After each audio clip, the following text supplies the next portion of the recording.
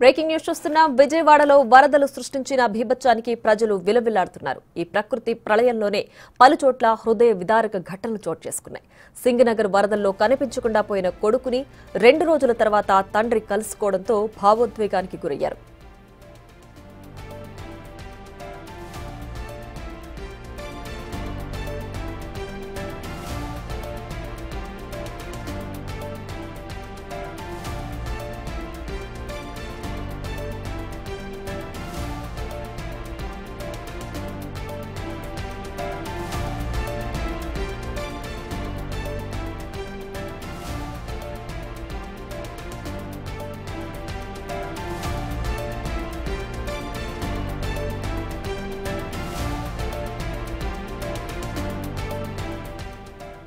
అలానే మరోచోట వరద నీటిలోనే పసిపాపను కూరగాయలు తీసుకెళ్లే బాస్కెట్లో పెట్టి తరలిస్తుండడం చూపర్లను సైతం కన్నీళ్లు పెట్టిస్తోంది.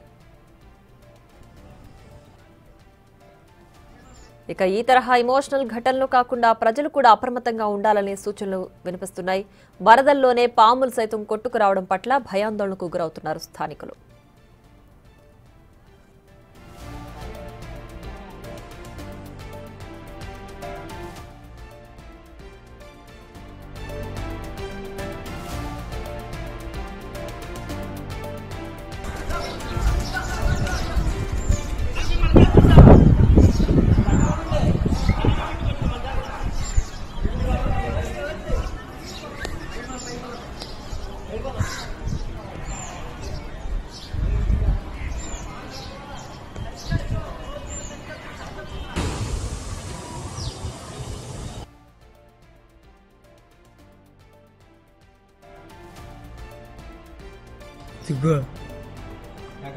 ఇదిగా